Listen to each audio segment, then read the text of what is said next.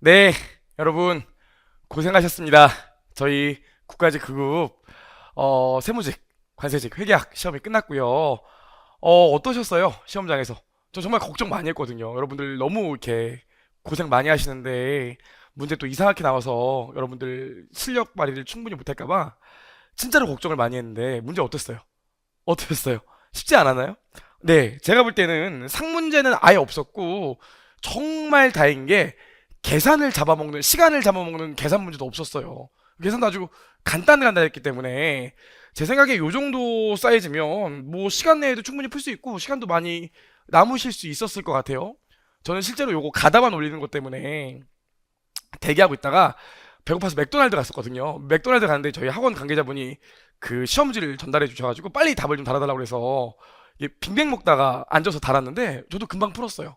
뭐 함정도 없고 괜찮았습니다.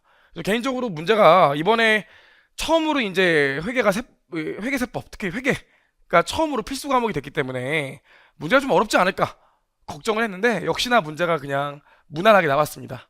그래서 혹시 이거 보고 나서 지방직을 보시거나 이제 7급을 준비하시는 분들은 아, 올해 문제가 쉽게 나오는구나. 걱정하지 말아야지. 이렇게 생각하시면 안 돼요. 9급만. 이번에 국가직 9급만 다행히도 좀 쉽게 나왔던 거지. 이것 때문에 지방직도 회계 쉽게 나오고 뭐 국가직 7급, 서울시 7급 이런 것도 쉽게 나온다. 이렇게 생각하시면 안 돼요. 약속. 여기까지 하면 될 것 같고요. 문제를 풀기 전에 여러분이 좀 민감할 걸 얘기해 보면 제가 볼 때는 여러분 저희 같이 열심히 공부하시고 저희 세무직 관세직 집중관리만 해서 열심히 공부하셨던 분이라면 이 정도 난이도면 85점 정도는 가능하지 않을까 싶어요. 음. 사실 시간을 잡아먹은 것도 없었고 뭐 문제가 처음 보거나 새로운 유형이 나온 것도 아니기 때문에 사실 더 높여도 될 것 같긴 한데 우리가 또 이 국가회계 쪽에서 좀 아리송한 문제들이 몇 개 나오고 그래서 제 생각에는 한 85점 정도는 하셨어야 될 거 아닌가 이런 생각을 좀 갖게 되고요. 이 두 번째로는 이번에 문제가 쉽게 나왔다고 여러분들이 역시나 기출만 보면 될 것 같아. 기출만 하면 될 것 같아. 아니면 아니야 이번에만 쉽지 다음에 어려우니까 역시 문제를 한 1000개 이상은 풀어봐야 될 것 같아. 이렇게 생각하시는 분들이 있을까봐 얘기하는 건데 이 공무원 9급 저희 시험 문제의 가장 큰 특징을 보면 여러분이 전체 논리만 정확히 이해하고 있으면 예상외로 문제가 쉽게 풀리는 경우가 많아요. 근데 여러분들이 기출만 그냥 문제풀이만 반복하고 아니면 문제만 대입다 많이 풀고 이러다 보니까 정작 중요한 문제를 정말 중요한 것들을 놓치는 경우가 너무 많아요. 만약에 정말 열심히 하셨는데 가슴 아프게도 이번에 혹시 좀 시험 결과가 안 좋은 분들은 어떻게 생각하실지 모르겠지만 요 정도 문제라면 무리 없이 풀었어야 돼. 근데 내가 시간도 많이 쓰고 회계에 공부도 많이 하고 문제집도 뭐 1000문제 있는 거 뭐 2000문제 있는 걸로 풀어봤는데 생각보다 점수가 안 나왔어. 그건 여러분들이 공부 방법이나 회계학을 접근하는 방법이 잘못되셨을 수도 있을 것 같아요. 그래서 개인적으로 요 정도 문제가 나왔는데 내가 60점 이상이 못 맞았다. 시간을 많이 썼는데 공부를 했는데 이러신 분들 있다면 공부 방법에 대해서 내가 지금 방향성이 잘못된 건 아니었을까 이런 생각을 좀 해보시는 게 좋을 것 같다고 감히 말씀드립니다. 좋아요. 저희 한번 문제를 해보면 1번부터 나와 있는데 1번 어떤 문제입니까? 1번 보자마자 머릿속에 뭐가 떠올라야 돼요? 여러분 제가 코로나 후유증으로 목이 이렇게 쉬어 있네요. 요즘 열심히 뭐 수업 많이 하지도 않았는데 죄송하고요. 자, 1번 문제 보면 보자마자 뭐 떠올려야 돼? 당연히 여러분 선급 보험료에 T 계정이 떠올라야겠죠? 그럼 선급 보험료의 T 계정을 보면 여기 기초, 여기 기말, 여기 증가, 여기 감소가 떠야 되는데 선급 보험료는 어떨 때 증가합니까? 현금 나가면서 선급 보험료가 증가하죠. 그럼 이게 현금이 유출된 금액이고요. 감소는 언제 감소해요? 선급 보험료가 없어지면서 비용 처리되면서 감소하잖아요. 그래서 이게 손익계산서에 들어갈 비용액이에요. 이거 물어본 거잖아요. 그럼 T계정 왁구만 맞추면 되니까 기초에 20만원, 기말에 31만원. 여러분 아시죠? 저는 이거 라이브 특강도 마찬가지고 해설 강의 실제 시험이었으면 요 정도 풀었어야 된다. 요 정도 찌그렸어야 된다. 이런 거에 포커스를 맞춰서 지금 늘 해설 강의를 했기 때문에 내용을 정리하시려고 이 강의를 지금 들으시는 분 없겠죠. 지금 시험 끝나고 좀 아쉬운 마음에 이 강의를 듣거나 지방직이나 서울시 국가직 7급을 준비하는 것 때문에 이 강의를 듣고 계신 분이라면 실제 여러분도 요 정도 문제는 시험장에서 요 정도 써주셔야 돼. 더 이상 쓸 게 없어요. 괜찮을까요? 자, 그래서 지금 현금 유출된 금액이 103만 원 있는 거 아니겠어요? 이렇게 대차를 맞추면 감소액이 우리 얼마 나와요? 담소액이 92만 원 나오고 요 금액이 비용 처리가 되겠죠.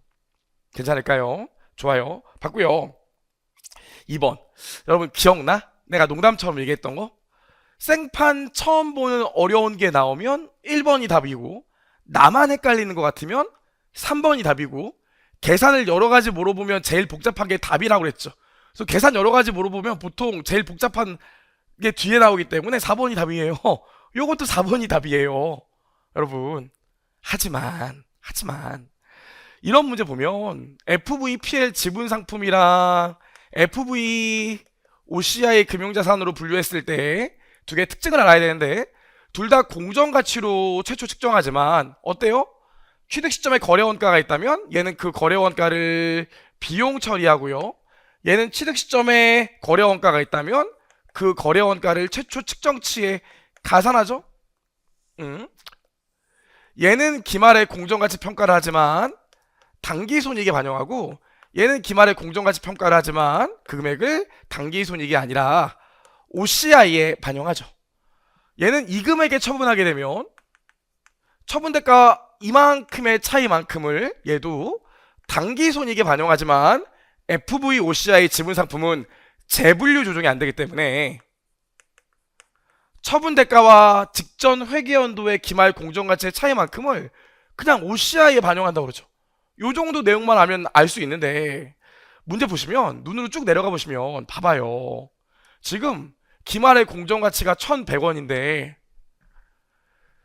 1,080원에 처분했대. 그럼 FV OCI 금융자산 같은 경우엔 전기말 공정가치와 처분대가의 차이만큼 평가손익으로 기재하기 때문에 이만큼 OCI가 감소할 거라고요. 다른 말로 평가손익이 기타 포괄손익 누계액이 감소할 거라고. 얼마만큼?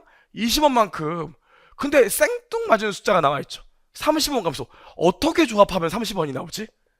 그래서 4번이 답이에요. 제가 여러분이라면 이거 머릿속에 떠올린 다음에 그냥 눈으로 한번 딱 보고 딱 봐도 이게 답인 걸 알 수 있어요. 제가 마무리 특강할 때도 얘기했죠. FV OCI 지분상품 나오면 무조건 처분 쪽에서 답이 나온다고 했잖아요. 그쵸? 그래서 4번이 답입니다. 다른 거는 충분히 여러분 읽어보시면 할 수 있을 것 같아요. 좋아요. 이거 틀리신 분은 좀 있을 것 같은데 지금 취득금액 1,000원이고 기말 공정가치가 100원이니까 평가손익 100원 아닙니까? 이게 틀린 거 아니에요? 이거 비용 처리한다면서요. 그럼 평가이익 플러스 100원, 취득 시점의 수수료 비용 마이너스 50원이니까 당기손익에 미친 영향은 50원이겠지. 그쵸? 하지만 정말 우리 여태까지 괜히 공부했으면 당연히 이걸 보고 확인한 다음에 답으로 하셨을 거예요. 1초도 안 걸리는 문제죠, 사실은. 그래요. 여기까지 봤고 3번이요. 와, 제가 사채에서 이 모든 사채 문제는 총 이자 비용을 유효이자율법에 의해서 어떻게 배분하는지가 가장 중요한 이슈이기 때문에 총 이자 비용 구하는 것부터 항상 시작하잖아요. 할인 발행을 하던 할증 발행을 하던. 근데 요 문제 보면 총 이자 비용 물어봤어요. 우리 궁극의 공식이 뭐였죠? 총 이자 비용은 줄 돈 빼기 받은 돈. 그럼 보세요. 액면 금액 100만원 줘야 되고 액면 이자율이 10%니까 매년 액면 이자 10만원씩 3년 줘야 돼. 이게 줄 돈입니다. 발행할 때 받은 돈 얼마예요? 문제에서 줬죠? 951980이라고. 그럼 얘에서 얘 빼면 답은 얼마? 2번인 348020 나와요. 줄 돈 빼기 받은 돈. 이것도 꿀 문제죠. 정상적으로 잘 공부를 하셨으면 여기까지 오는데 사실 1분도 안 걸릴 수도 있어요. 그렇습니다. 봤고요. 4번 보시면 나 이거 진짜 개인적으로 좀 좋아했던 게 우리 이번에 마무리 특강할 때 수익 말문제 중에 그리고 우리 최종 정리반 진도별 모의고사 동영할 때도 수익 말문제 냈을 때 제가 오답으로 냈던 게 뭐 있었죠? 제3자를 대신해서 회수하는 금액은 절대로 수익에 포함되지 않는다고 그랬죠. 어딨어요? 여기 있잖아요. 2번 제3자를 대신해서 회수하는 금액도 포함한다. 부가세 수익에 포함시키지 않잖아요. 그래서 2번이 답이었습니다. 좀 처음 보는 문구가 있으셨을 수도 있는데 답이 워낙 명확하기 때문에 잘 푸셨을 거라고 생각을 하시고요. 여기까진 다 하고 개인적으로 문제 5번 정부 보조금이 조금 이 국가 외기가 조금 힘들었을 것 같아요. 좀 처음 보는 문구도 있고. 하지만 제가 얘기했던 거 기억나죠? 나만 모르는 것 같으면 3번. 3번. 답이 3번이니까요. 아 진짜예요. 그리고 나머지는 여러분 읽어보시면 우리 배웠던 내용이기 때문에 알 수 있고 3번 보시면 프로그램 순원가가 프로그램을 수행하기 위하여 투입한 원가 계산에서 다른 프로그램부터 받은 원가는 빼고 다른 프로그램에서 배부한 원가는 더하며 프로그램 수행 과정 발생한 수익을 빼서 표시한다. 다 합쳐서 표기하죠. 그렇죠? 그래서 3번이 틀렸습니다. 개인적으로 그래도 그나마 5번이 좀 어렵지 않았나 싶어요. 전체 내용 중에서. 그렇죠? 하지만 정부에게는 원래 다 같이 못하기 때문에 5번 틀렸다고 합격에는 영향을 안 미칠 거라고 저는 생각을 합니다. 좋아요. 봤고요. 문제 6번이요. 문제 6번. 고조전법 문제가 나왔는데 고조전법 자체는 어렵지가 않은데 이 고조전법이 어쩌다 한 번씩 7급에서만 나왔기 때문에 정리가 안 된 분이 있을까봐 조금 걱정이 되긴 해요. 그래서 제가 85점이라고 했던 게 좀 전에 봤던 5번 문제랑 문제 6번 요거에다 플러스 하나 정도 틀려서 85점 정도 생각하고 있고요. 85점 정도 맞으셨으면 뭐 충분히 합격할 점수라고 저는 생각해요. 자 보시면 그럼 고조전법 보시면 제일 조업도가 높은 거랑 낮은 거 따져보면 되니까 이게 제일 높고 이게 제일 낮죠. 그럼 28만 5천원에서 22만 5천원 빼 그리고 6,500시간이고 그런 다음에 4,000시간이죠? 요거 계산하면 24원 나오는데 이 24원의 정체가 뭡니까? 기계 가동 시간 1시간당 변동원가 얘기하는 거지. 이 안에 고정비가 들어가 있잖아요. 제조간접비라는 게 VOH랑 FOH의 합계인데. 그쵸? 또 여기까지는 기억했다고 신나게 계산하고 요거에다가 5,500 그냥 바로 곱해서 보기에 답 없다고 현타 오신 분들 있을 거예요. 그러면 안 돼. 이 안에 고정원가가 들어가 있잖아요. 그럼 어떻게 하면 될까요? 그냥 22만 5천원에서 빼기 4,000시간에 24원 하면 이게 변동비잖아요. 그래서 얘에서 얘 빼면 뭐 나올까요? 고정비 나올 겁니다. 이렇게 계산하면 고정비가 129,000 나와요. 그럼 조업도가 5,500시간일 때는 5,500시간 곱하기 단위당 24원 하면 변동비 나오고 여기다 고정원가 129,000 더해주면 총 제조간접비 추저액이 26만 1,000원 나오게 됩니다. 사실 이것도 어려운 문제는 아닌데 구급하시는 분 중에 또 원가 뒤쪽을 또 안 하시는 분들이 있어서 그게 걱정돼서 요것까지 틀리는 건 뭐 괜찮을 것 같다고 얘기를 좀 했고요. 7번입니다. 제가 이번에 원가 흐름의 가정 나온다고 약간 얘기 많이 했었잖아요. 왜냐면 올해 회계사 시험도 관사 시험도 우리 회계학이 들어가는 시험 중에 지금 공무원 9급보다 먼저 시작됐던 시험이 회계학 올해 회계사 시험이랑 관사 시험이었거든요. 얘네 둘 다 올해 재고자산 요거 나왔어요. 그래서 우리도 이거 나올 거라고 했었잖아요. 요건 좀 기억해 달라고. 자 그럼 문제는 굉장히 쉬웠죠. 개인적으로 느꼈던 게 뭐냐면 이번에 좀 회계학을 쉽게 내려고 했었던 것 같아. 필수다 보니까 저는 필수가 되면 진짜 회계학의 위험을 보여주겠다 이렇게 낼 줄 알았는데 필수라서 많이 힘드시죠? 그냥 살살 낼게요. 살살 이런 것 같아. 계산도 선입선출법으로 냈잖아. 그럼 딱 보시면 여러분 지금 기말재고랑 매출 총이익 물어봤는데 어렵지가 않은 게 20개 30개 들어왔고요. 25개 팔렸어. 그리고 20개 들어오고 25개 팔렸으니까 총 50개 팔렸죠. 그럼 어디서 다 팔린 거예요? 선입선출법이니까. 순서대로 팔려나가니까 이거랑 이거에서 팔렸겠죠. 그래서 50개 여기서 팔리고 9월 1일 매입한 요게 그대로 남아있을 거 아닙니까? 그래서 기말재고는 180 곱하기 20개예요. 3,600원. 지금 나 펜 잡았어요? 안 잡았죠. 그럼 우리 매출 총 이익만 좀 보면 되는데 매출은 좀 해봐야겠지. 그럼 매출은 25개 곱하기 300원 또 25개 곱하기 320원 하면 매출이 나와요. 이렇게 계산하면 매출이 15,500원 나오고요. 매출 원가도 그냥 바로 이거는 뭐 계산해도 될 것 같아요. 20개 요게 팔렸으니까 개당 150원. 그 다음에 요게 팔렸으니까 30개 곱하기 200원 아니겠습니까? 계산하면 얼마 나와요? 계산하면 매출 원가가 9,000원 나와요. 그러니까 매출 총 이익은 6,500원 나오겠죠. 뭐 선입선출법이라서 숫자가 눈에 딱 보이기 때문에 시간 오래 안 걸리셨을 거예요. 당연히 맞춰야 되는 문제고.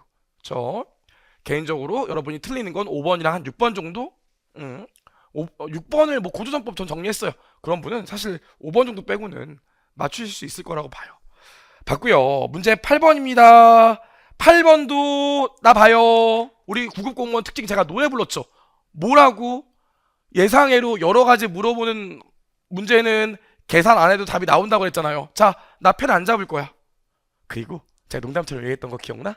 많이 물어보면 제일 복잡한 게 답이라고. 이거 다 계산해보면 이게 제일 복잡하거든요. 그래서 4번이 답이었어요. 그렇습니다. 자, 돌아와서 오면 나 펜 안 잡을 거예요. 1월 1일 날 현금이 12만원 증가한대. 1000주를 발행하고 발행 금액이 주당 120원이니까 12만원 증가하지.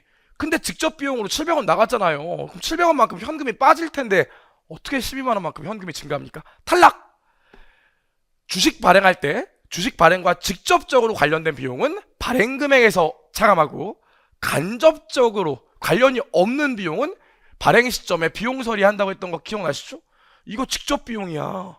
그럼 비용 처리를 안 하고 주식의 발행 금액에서 차감해야 된다고요. 틀렸죠.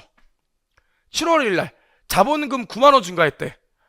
자본금은 언제나 발행 주식수 곱하기 액면 금액이에요. 우리나라 상법상. 그럼 액면 금액 100원이고 1000주니까 얼마? 자본금은 10만원 증가하게 되지. 발행 금액인 9만원 증가하는 게 아니잖아요.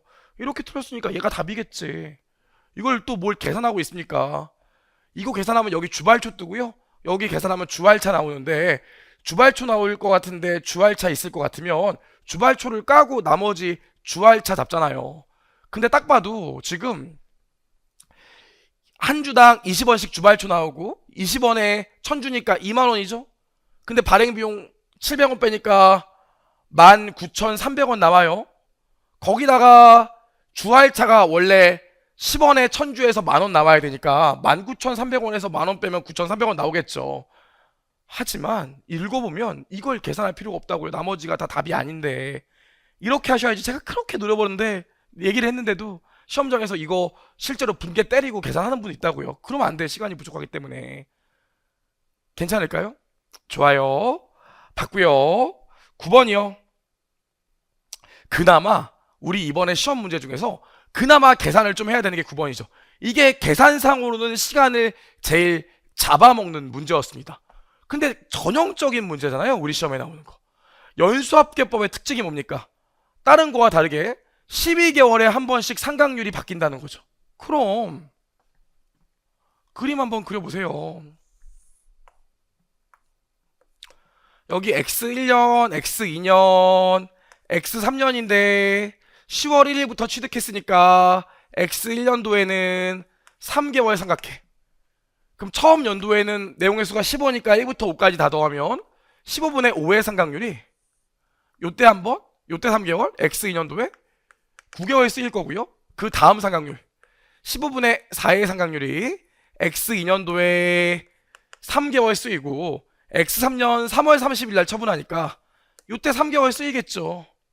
그럼 일단 요 시점에 장부 금액을 알려면 감가상각 누계액을 알아야 될 거 아닙니까? 구해보죠. 어떻게 하면 돼? 8만원 빼기 5천원 한 거에 15분의 5의 상각률은 아무튼 요때 다 썼죠. 그리고 추가로 8만원 빼기 5천원 곱하기 15분의 4의 상각률은 6개월 썼지? 이렇게 12분의 6 이렇게 계산하면 처분 직전까지의 감가상각 누계액이 나와요. 그럼 계산하면 감가상각 누계액이 총 얼마 나오냐면 35,000원 나와요. 그럼 봐봐요. 8만원짜리 자산인데 사용하는 기간 동안 35,000원 감가상각비가 발생했으니까 장부금액 얼마예요? 45,000원. 근데 얼마에 판대요? 45,000원짜리를 4만원에 판대요. 얼마 손해봤어요? 5,000원. 그 처분 손실은 5,000원. 이게 이번 구급 문제 중에서 계산이 제일 긴 거였어요. 괜찮을까요?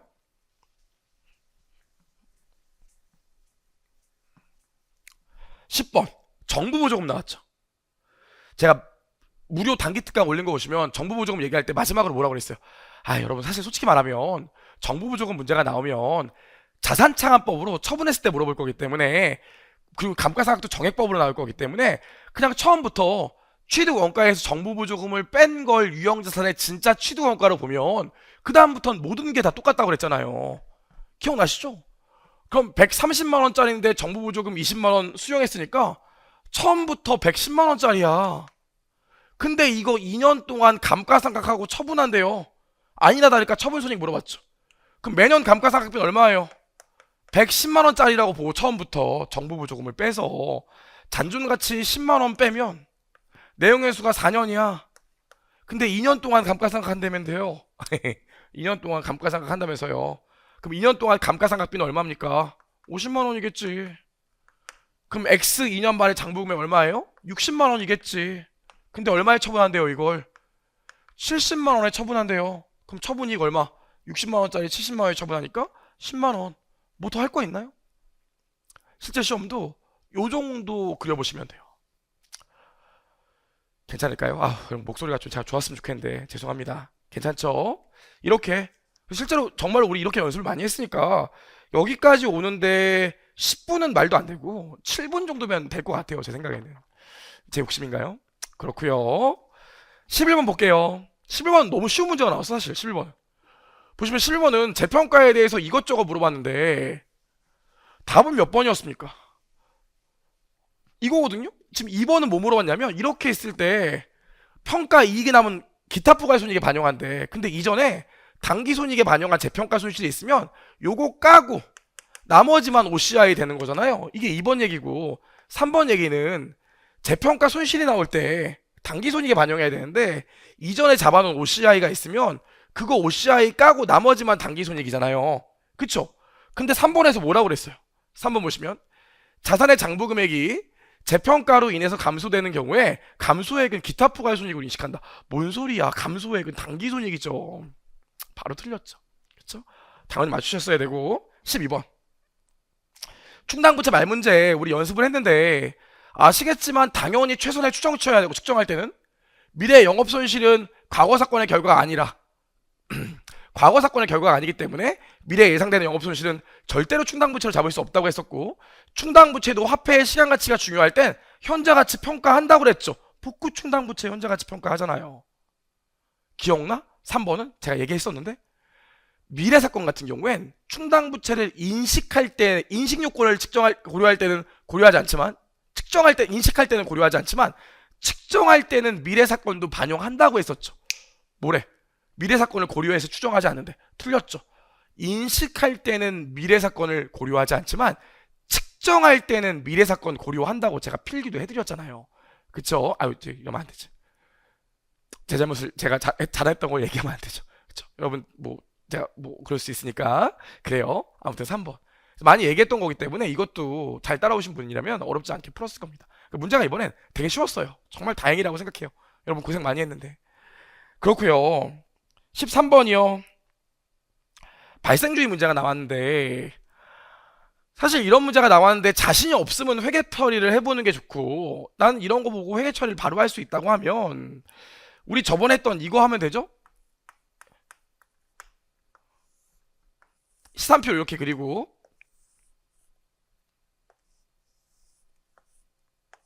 여기 있으면 당기손익에 플러스 여기 있으면 당기손익에 마이너스 1번부터 보시면 7월 1일날 1년치 보험료 12만원을 현금으로 지급하면서 전액 선급보험료 처리했대.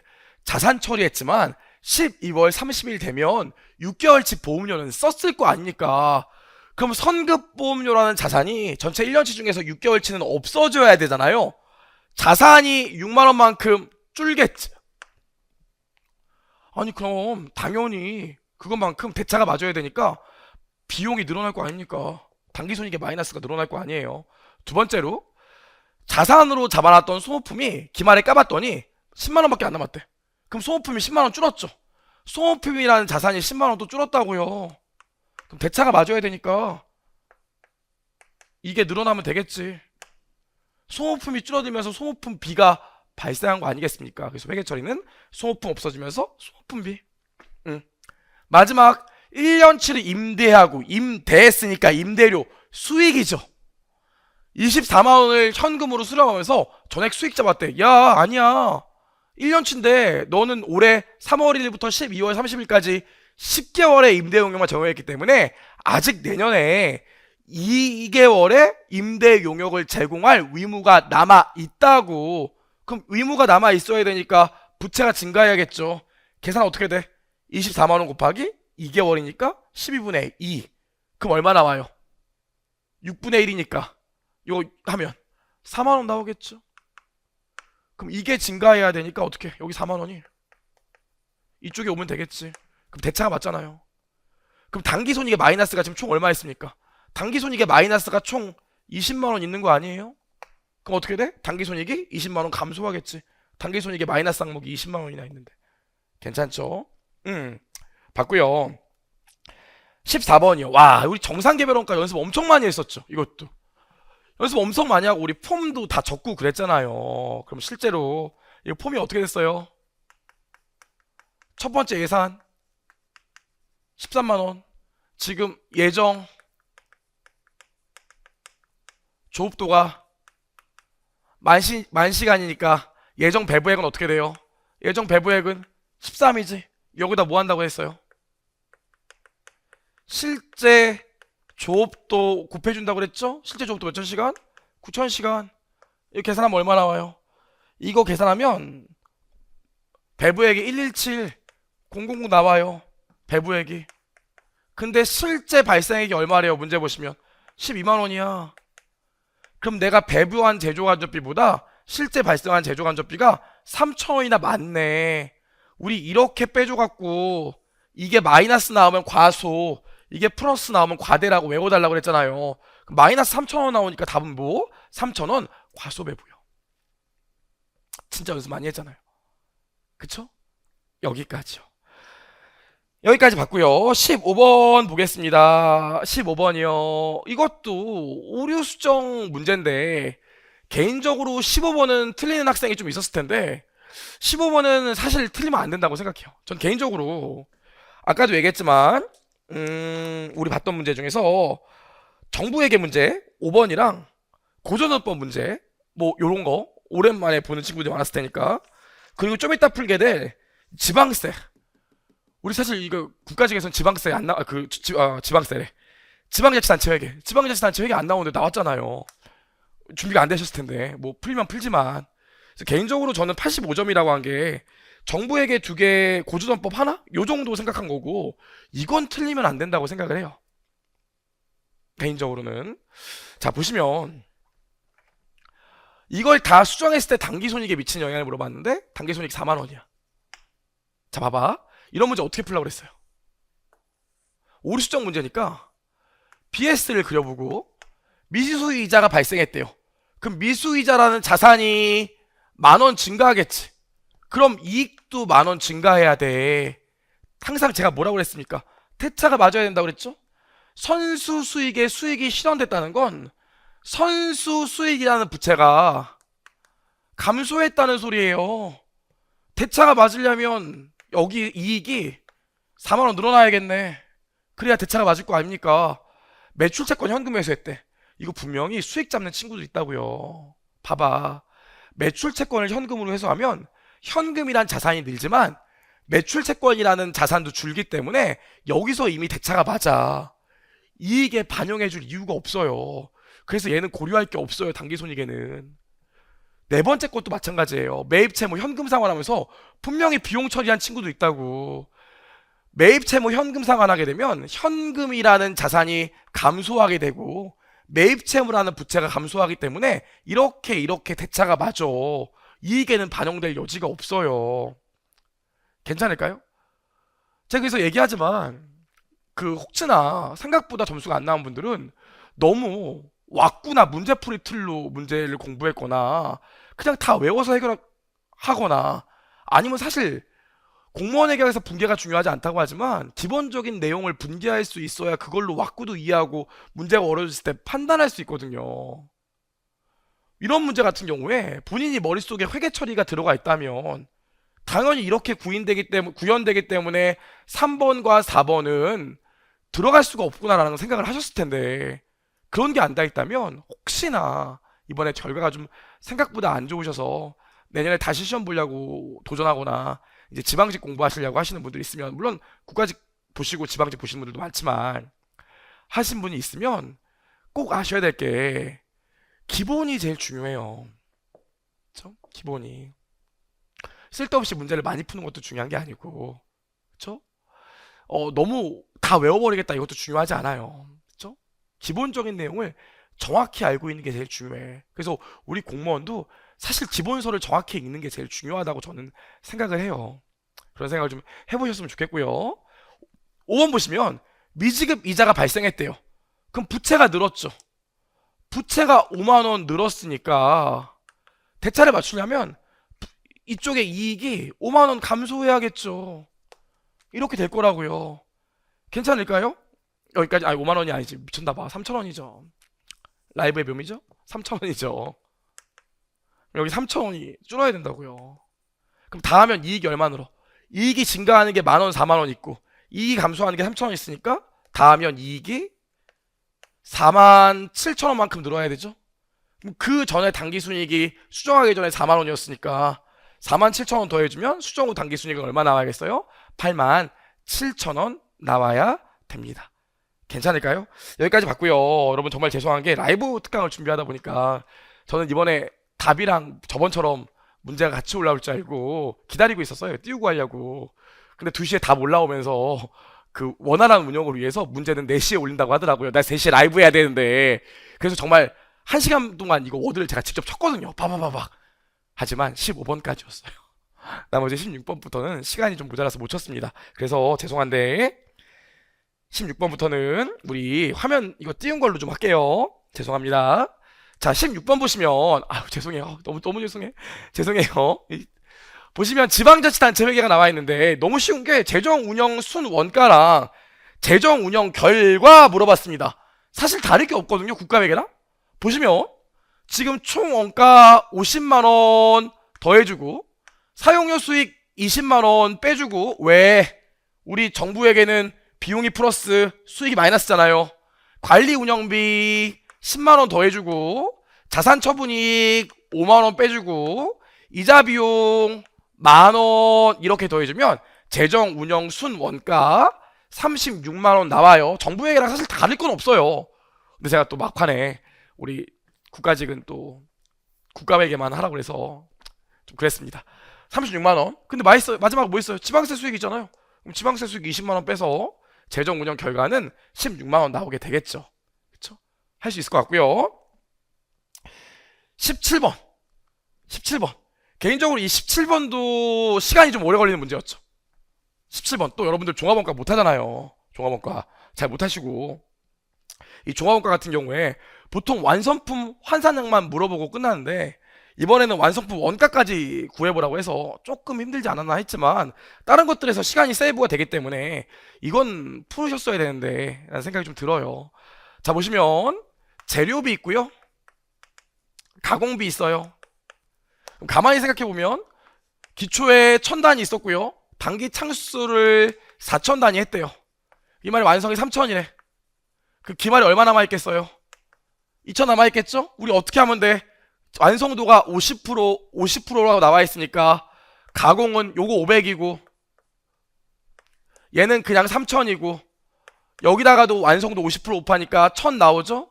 그럼 대차를 맞추면 이게 3500 나올 겁니다. 괜찮을까요?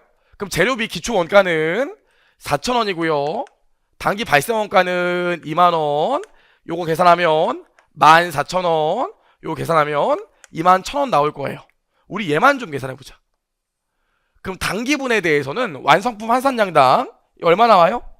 얘에서 얘 나눠주면 되니까 5원 나올 거고요, 얘에서 얘 나눠주면 되니까 얘 얼마 나옵니까? 6원 나와요. 얘에서 얘 나눠주면.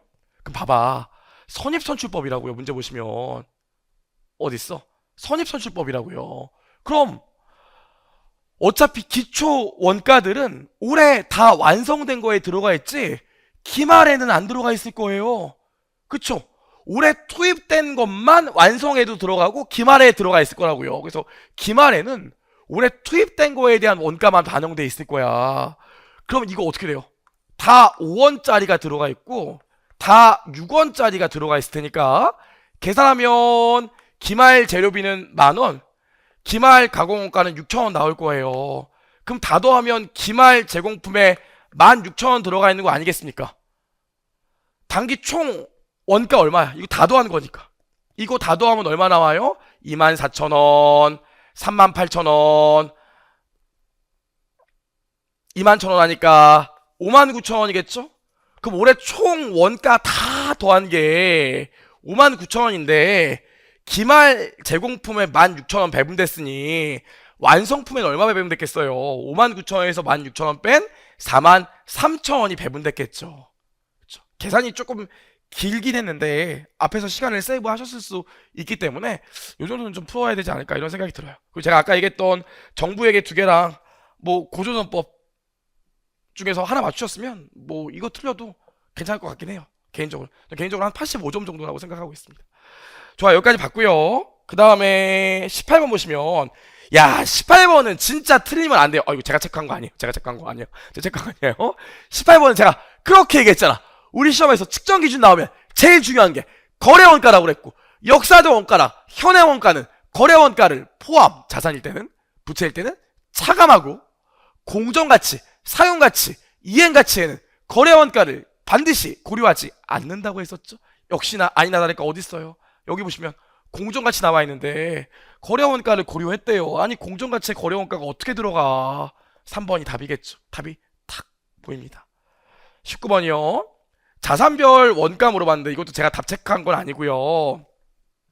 얘는 우리가 투자부동산에서 했던 게 나왔는데 2번이 답이죠. 2번이. 왜? 읽어보시면 기억나? 투자부동산 같은 경우에 임대 용역을 제공하면서 별도의 용역도 제공할 수 있다고 그랬죠. 임대해주면서 청소 용역도 제공해줄 수 있는데 청소 용역이 중요하면 전체를 자가사용 부동산으로 보고 별도의 제공되는 부수 용역이 중요하지 않아, 경미하다면 전체를 투자부동산으로 본다고 했던 거 기억하시죠? 읽어봐.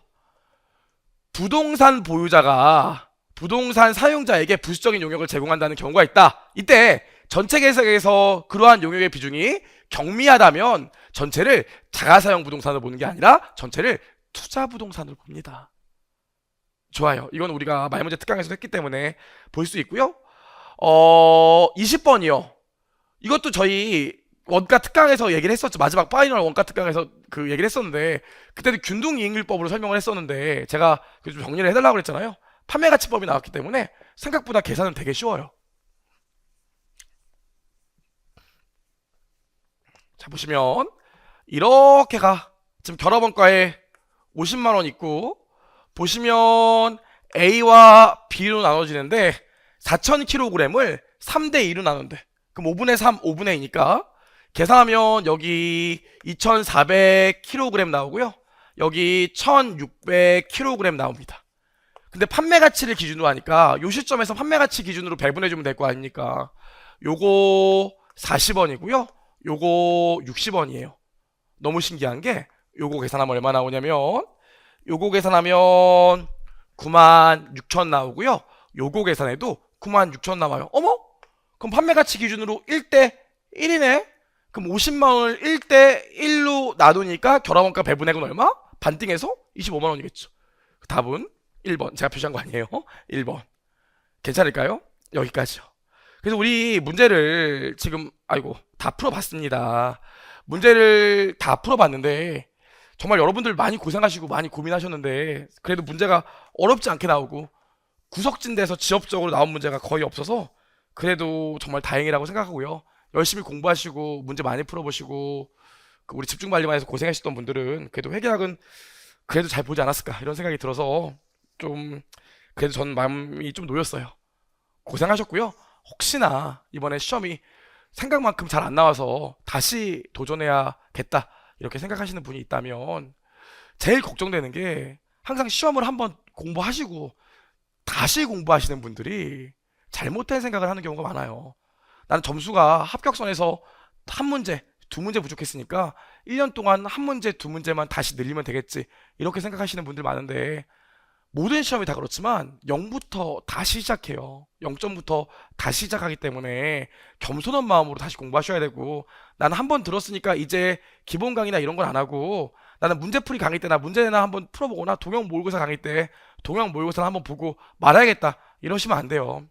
생각보다 이번에 시험이 쉬웠기 때문에 점수가 아깝게 안 되시는 분도 생각보다 꽤 많으실 텐데, 내가 정확히 모르는 게, 정확히 알지 못하는 게 생각보다 많았구나 이런 생각을 하시고, 기본부터 기본반 강의를 다시 들으라는 건 아니지만 기본서부터 한번 차분하게 읽어보는 시간을 가지시는 게 굉장히 중요할 거라고 생각합니다.